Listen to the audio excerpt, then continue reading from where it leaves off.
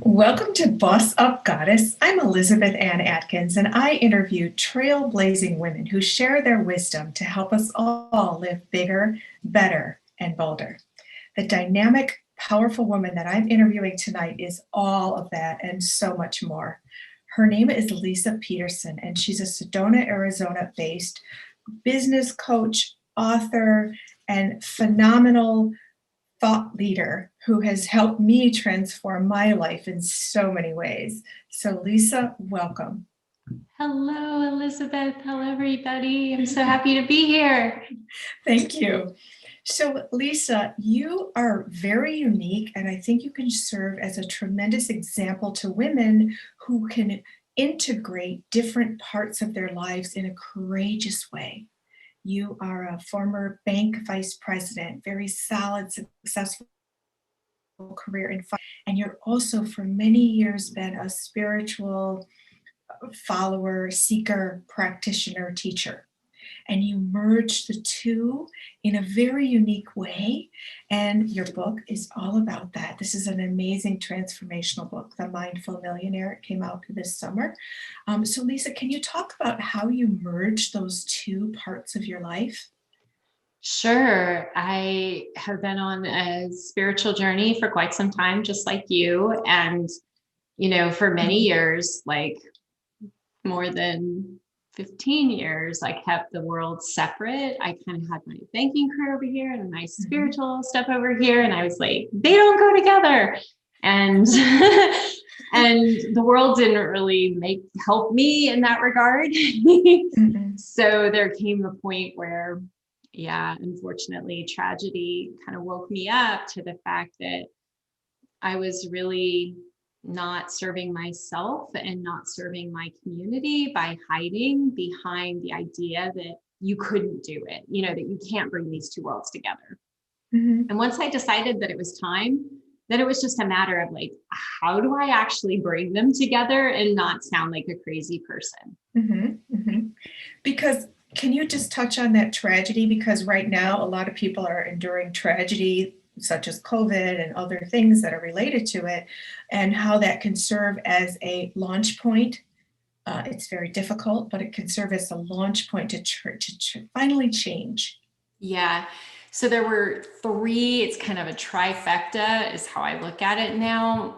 In 1999, my dad was murdered by his ex-girlfriend and her boyfriend. And that began my spiritual journey, and that it was horrifying. And we were estranged at the time. And I felt really guilty. I felt like if I had been in his life, then maybe he wouldn't have died the way that he did. And so that happened in 1999. Then in 2004, my mom, who was like 57 at the time, and I'm 54, so it's like not that old, got diagnosed with stage 4 ovarian cancer. And I was pregnant at the time, and I was already practicing Buddhism and meditating, and that really helped me help her through that process of 3.5 years of just surgery after surgery and chemo and not knowing, what was going to happen. And finally, the disease was just ruthless, and she passed away. And so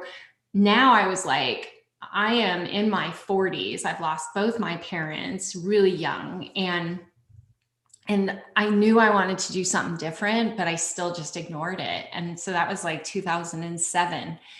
And it wouldn't be until 7 years later in 2000, and actually 6 years later in 2013, I was in my doctor's office. At the time, I had changed jobs several times, trying to find a way to give me more space, to give me more ability to be who I really was, because the corporate world was not that place for me. Like I could not be who I really wanted to be. And I had been teaching meditation, and I had been writing for a local paper, and I was doing a lot of stuff, but I still was like working in finance. And a man walked into my doctor's office, and he pulled out a large gun, and he looked at me and the other people in the waiting room and said, "You might want to leave now," and went on a shooting rampage and killed my doctor and shot other people in the office and ultimately killed himself. That's horrible. Mm-hmm. Yeah. And that was the turning point where in the doctor's office, I kid you not, like I had this out of body experience because I am not even going into all the other tragedies that I have witnessed in my life. Like my brother, who also has, been part of this, of course, he's 3 years younger than me, but there was a time maybe 10 or 15 years ago, and he's like, how are you still alive? Like you are at the places where these things happen. Like, how are you still alive? And he's the one who actually gets in trouble. Like I'm like a rule follower. I do the right thing. And yet still I am like, I could probably tell you 10 things of these major events that have happened in the world. And I was there. And it's like, that's just not, it's like my whole life, I think, has been leading me to like push me off the cliff to say, well, you're not dead yet. You might as well get out there and make a difference in people's lives, because what do you have to lose? Yeah. But you were spared, especially in that doctor's office moment. He let you leave. Yeah. All of that is remarkable, Leisa. So then something clicked and you said, I'm finally going to do things my way. I have a special message and a purpose for being here, right? Mm-hmm. Totally. And then you started coaching people in finance and spirituality, right? Yeah. The day I left my financial advising job, I sent out an email to everybody on my, friend and family email list. I think there was like 400 people. And I said, I'm starting a class tomorrow. If you want to join, it's $35 and it's called Living a Wealthy Life. And I didn't even know what I was doing. Like, I was just like, that's it. I'm going to do this. And there were people that have been clients of mine ever since that first class. Wow. Wow. And that word abundance has been the theme, the thread throughout everything that you do. Now, can you please, Leisa, talk about the importance of merging the spiritual self and the mindful self with the financial self, how it's all connected? You can't really succeed at one with the financial part if you don't nurture the other part. Yeah, the way I like to explain this is in my own journey, my husband and I became self-made millionaires in our mid-30s. And because we had both come from scarcity thinking, even though we got the money, it didn't change the way that we thought about money. So we went from like, oh, we don't have enough money. And then we got it. And then soon enough, all of a sudden it was worrying about losing the money. So it's crazy because scarcity is more common than an abundant or prosperous way of thinking. But because I worked with people and their money for all these years, I realized that some people they're just naturally prosperous. They just look at things that way. They're filled with gratitude and things just don't ruffle their, feathers. They're just okay. And then there's a whole bunch of people, that myself included, that watch out. If things don't go your way, you're like, okay, the whole world is falling apart and I'm just like a victim. And that's also part of it. It's just scarcity thinking feels like you're not in control of your life. It feels like, circumstances control it. You think that it's a zero-sum game, and it's not really that way, but that's how you make your decisions. And so the transition and what I teach is I'm showing people you're not bad for having scarcity thoughts. It's a totally natural thing. And the society we live in reinforces it all the time. And the banking industry totally reinforces it. And the investing industry. And so we have a lot of stuff that we got to overcome. But if you want, there is a pathway to start thinking more abundantly, to seeing the silver lining and the teachings in all of life, and to be open to possibility rather than thinking, okay, there's nothing left for me. So if somebody finally gets to that stage where they really want to change, they're just so tired of being, struggling with money and having fear around money, Leisa, what should they do besides, of course, read your book? Yeah. Read the book. Well, first of all, I think it's a lot about accepting the fact that fear is probably a lot stronger in your life than you want to admit. And fear is the number one enemy to building wealth. And so until you deal with some of these fears, it is going to be challenging to make a big difference in your life. And if you can take stock of the fact that fear is holding you back, even something as simple as like the fear that we feel, like not wanting to open a credit card statement, not wanting to look at our investments. This year it's been up and down and all around. And depending on what you invested in, it may not have recovered as well for you. Mm-hmm. It's like all that fear freezes, paralyzes us, and it keeps us from leaning into like, what do you actually need to do? So if you can pay attention to your fear, notice how it holds you back, start changing the narrative around the fear. And there's lots of things that I explore in the book. I mean, you're not kidding. It's like, this isn't an overnight journey. You don't just snap your fingers. Like, I've been working on this for, 30 years and I'm still learning every day. Mm-hmm. But I can tell you that I don't stress about money like I used to. Like, my life is so different. And I think that this is what changes for people. There's a healthy stress and there's an unhealthy stress. Healthy stress is like, I might have to hustle as I build my business and it might not be easy, and that's fun and exciting. And sometimes it sucks. Mm-hmm. That can be healthy, honestly. Mm-hmm. But unhealthy is like, I can't sleep at night. I'm so stressed. I can't look at my statements. I don't want to invest in myself. I don't want to invest in my business because what if I lose it? And you look at everything like you're going to lose. And it's paralyzing. Like, you mm-hmm. can't win that way. Mm-hmm. And you let the teachings meet you where you're at. There's no judgment, whether you are, in loads of debt or you've got plenty of money and you still worry about it all the time. The point is to realize that there is a way to change that narrative going on in your head. Leisa, how is that narrative and that fear especially difficult for women? Mm-hmm. Well, we were talking about this earlier today. It's like a lot of women have trouble because I think the programming of what it means to be a woman almost anywhere in the planet, it's still this way. There's some thought that we aren't capable of taking care of ourselves. And there's been a lot of noise in the past. I mean, you think that in the 60s, like, we didn't have access to credit on our own as a single woman, that we couldn't own property. I mean, even in the United States, it's crazy how it's not all that long ago that right. women were not able to have what we have now. And I think what we have to do is realize that this, for many of us, it's work, because we're changing the paradigm. We're shifting out of being a victim, or somebody's going to take care of us, or Prince Charming is going to show up, or literally, I think a lot of us, I haven't had this belief, but I know a lot of women do, where it's like, well, shouldn't they have to take care of it? Why should I have to take care of it? And that programming has to change. Mm-hmm.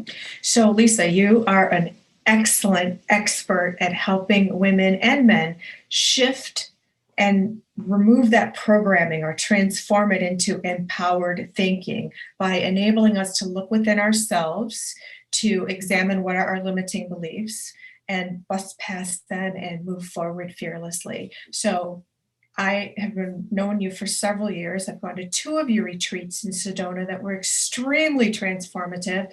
Been in your I Prosper program, your Mindful Millionaire community.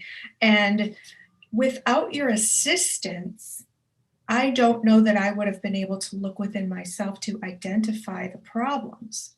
And I'm like a whole nother person since I first met you. And it's in much credit to some of the things I've learned from you about how to identify, well, what's the problem here? Because a lot of times we're so consumed by fear, we just don't even know what's wrong.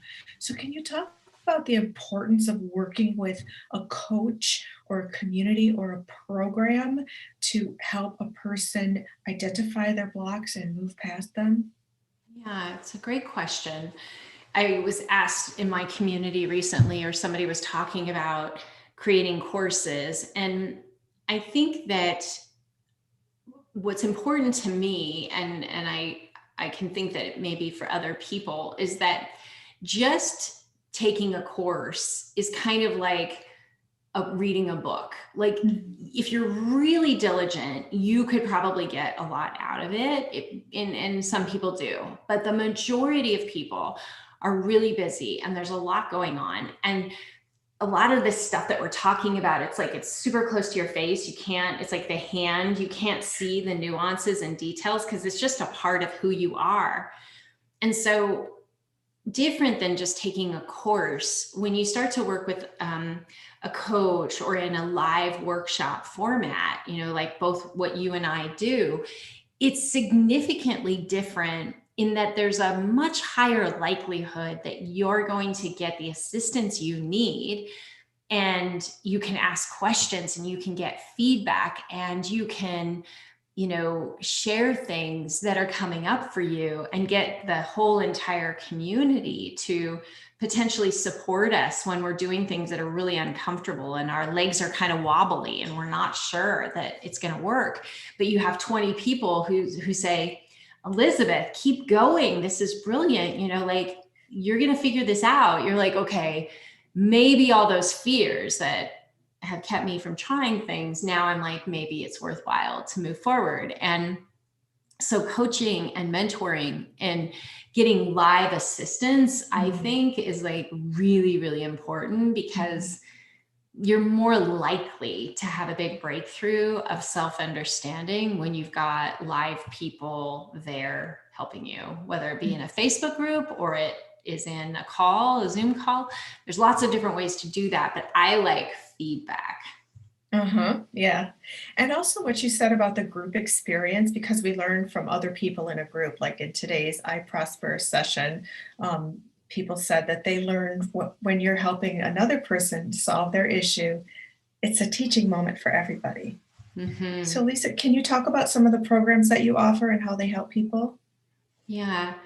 My goal was to build a business that has a very clear trajectory, where if somebody can come in and get the book, and I'm not like a lot of people, like I put everything in the book, right? I wanted people to have the whole thing there. If they want to make an investment of less than $20, they could go in and do the work.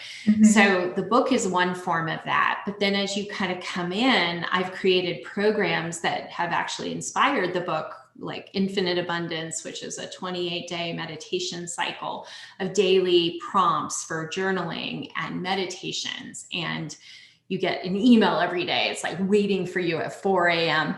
Like, I tried to create different price points. So then when somebody does ultimately come and want to work with me as a coach, or come into a program like I Prosper, that's focused on building your business and also building wealth through your business, or my new program, Mindful Millionaire Collective, which is very focused on how can we build wealth over time, focused in the community experience. Like, each of those, my whole entire desire to help people is oriented that we grow faster and more significantly when we are surrounded by like-minded people who don't mind rolling up their, sleeves and being vulnerable and sharing what's coming up for them. That's where we as human beings learn the most. And so I think that makes the things that I create different, because I'm so focused on that community experience, and I'm willing to be vulnerable and open just like everybody else. Like, I don't put myself in a different position. I'm like, I may be the guide, but I see that everyone has something to contribute in one way or another. Yeah. Like puzzle pieces. And also, I love that. I love that. So Leisa, can you talk about the importance of integrating spirituality and financial abundance? Yeah. So I think what I saw in working with money for so many years is that a lot of people struggle with being in integrity with their money.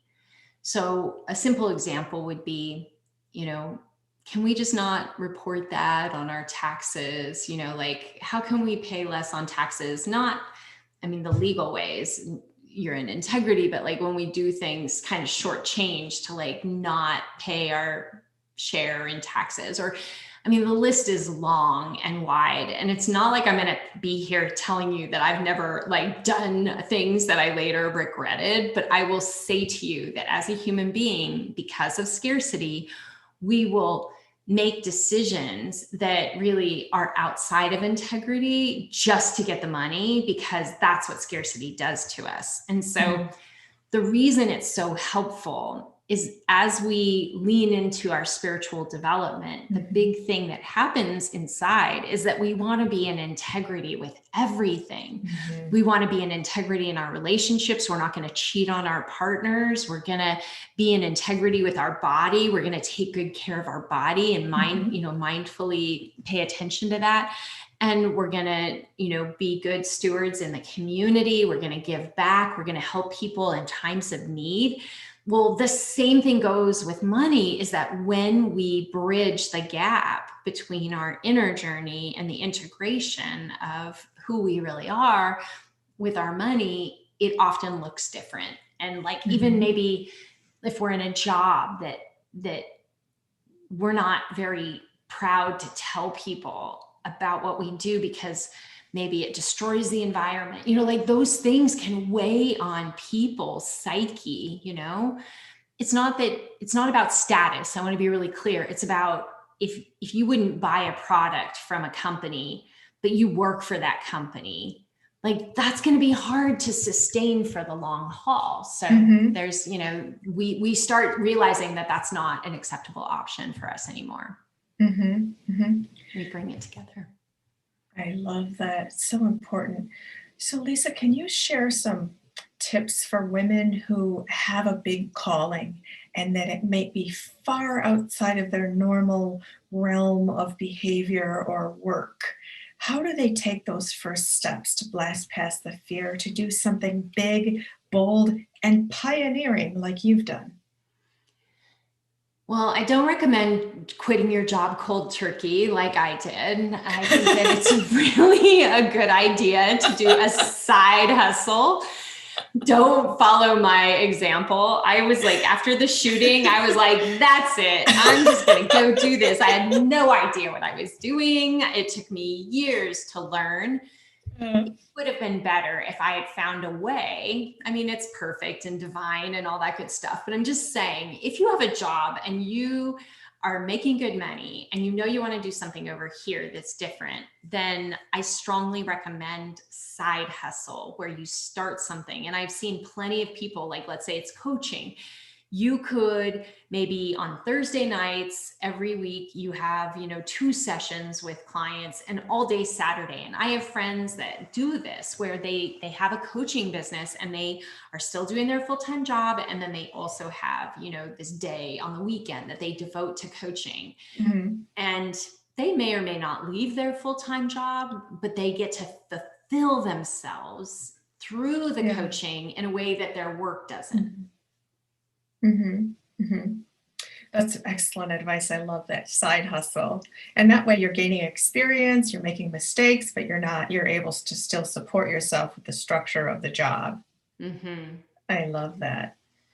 Another thing, Leisa, is can you talk about the importance of your title, Mindful Millionaire? Like, we all know about mindfulness and what that is, and millionaire is something many people strive to achieve, but what exactly does mindful millionaire mean? Yeah, great question. So it doesn't mean that you need to be a millionaire to read the book. It doesn't mean that you need to even want to be a millionaire to read the book. It's not really about the money. What I say is a mindful millionaire is someone who feels empowered to create whatever it is that is important to them. And, maybe it's 1 million followers, or it's $1 million in donations because you start a nonprofit that, gives back. I mean, you can take it wherever you want, but it was never about how much money you have. While it's wonderful to have financial comfort, and I want that for everybody. Like, I want everyone to have greater financial prosperity. Mhm. But sometimes that gets in the way, and the title gets in the way. And that's why I'm kind of making fun of it, that people are like, well, that's never going to be me. And I'm like, please, please, please don't dismiss it, because the spirit of it is that you are capable of creating the life you want. You may or may not want money, but the book and the tools will help you get out of your own way and create that stuff that you do want, that is meaningful to you. And that's more important than anything. Oh, I love that. I love that. Can you, Lisa, talk about the importance of being gentle with yourself and also being patient? Because a lot of times we embark on this really gung-ho quest, and if it doesn't materialize in a month, people get defeated and give up. Yeah, great question. The thing that I always like to remind people about is that you are always doing the best you can. And the reason we know that is because that's what you did. And anything else, any other thought, any other idea of judging yourself is ridiculous, because let's face it, it sounded like a good idea at the time. You may regret it because you're like, well, now in hindsight, but we always do what we think is right. And we are, unfortunately or fortunately, creatures of our past experiences, and we have a tendency to drag the past into the future, and it causes us to kind of make some mistakes that may have been modeled for us or may have not been modeled at all. So we just never learned, and we're making it up as we go. But if we can remember, we're always doing the best that we can, we become more compassionate and empathetic towards ourselves and to other people, which is just as important. Like, you can't be super compassionate and like accepting of yourself and super judgmental of other people, or vice versa. You have to have them aligned and integrity with each other. Mm-hmm. Wow, that is so powerful. I love that. Oh my goodness. Wow, Lisa. Where can, I love the way you just caused these mind shifts, like, oh, okay, I never thought about it like that. That's really awesome. Thank you. Thank you. You're welcome. Where can people find you, Lisa? So the best place to find me would be WealthClinic.com. And if you want to get some free meditations and the first chapter of my book and some other goodies, then go to wealthclinic.com/gift, and you'll be able to sign up and get all kinds of great stuff. So my chakra meditation and good stuff. Yeah, for free. I love that. I'll put that in the show notes here. So in the description box, so you can click on it and connect with Lisa if you're interested in learning more. Can you tell us what a chakra is for those of us who don't know? I mean, I do. On Wednesdays, right after this, I lead a guided meditation for people, and it's so transformative to meditate daily and clear your energy. So Lisa, what are the benefits of that, and what's a chakra? Yeah, so a chakra is a teaching that goes back thousands and thousands of years to India. But the way that you can think about a chakra is they are superimposed energetically through thought, like superimposed on in areas, energy centers of the body. Mhm. So it's not something you're going to find on an X-ray machine, but it came from deep contemplation. These monks would just meditate, and they started to notice these energy centers starting at, the root and going to the crown, but there's actually hundreds of them. I just focus on the 7 main ones to keep it simple. Mhm. But what happens is when you tune into them, they're actually holding on to all kinds of information, and they're like portals of, hey, I'm kind of neglected over here and I'm not getting my needs met. And I have a lot of trauma that's trapped inside of these parts of myself. They also have to do with the maturation process of what it means to be human. So starting from in the womb all the way to about 25 years of age, the chakras are covering phases of your life, and they're storing things that happened in those areas of your life to one day be discovered and healed. And so that's why I figured out that when we're building our relationship with money, it has a lot to do with these different phases. So if we were really scared about our survival and security early in life, we probably are going to have root chakra issues. And it goes up from there all the way to like a very mature state of like a 25, 26-year-old. Most people, I should say, most people do not mature in the way that we can mature, because trauma stunts the maturation process. So we miss out. And we don't find out that we're missing out about important parts of what it means to be a sovereign, free individual. We don't find out about it until, like, for me, what happened in my 40s. And that's what you're doing now, to help people discover and heal and release all of these things that ultimately block prosperity, abundance, financial security, and wealth. So, wow, Leisa, thank you for breaking it down like that. You really simplify it, and you make me feel like everybody needs to know this, because it's so transformative. So thank you. And everybody, check out Lisa's book, The Mindful Millionaire. It's this big, and it has everything she just talked about in great detail. And she talks about the chakras, and it's just amazing. And if I may share, Leisa and I sat on a mountain once, and we cleared our chakras together during one of the retreats in Sedona, and it was magical. Oh my gosh. So Leisa, thank you for all that you do. Thank you for sharing your wisdom. I hope you have enjoyed being here this evening, and I wish you the absolute best in everything. And I just want to shout out to how much I appreciate you and how amazing you are, your books, your inspiration. You would answer questions as I was writing my book. And I am eternally grateful for your support and your assistance along this journey. Oh, thank you, Leisa. Thank you so much. And everybody out there who's watching, please connect with Leisa. She's a dynamic woman who can help you transform on every level. So the information will be here in the description box.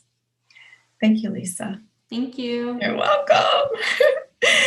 And thank you, all of you, for watching Boss Up Goddess. I'm Elizabeth Ann Atkins, and I interview wise women who share their trailblazing tactics with you to live bigger, better, and bolder.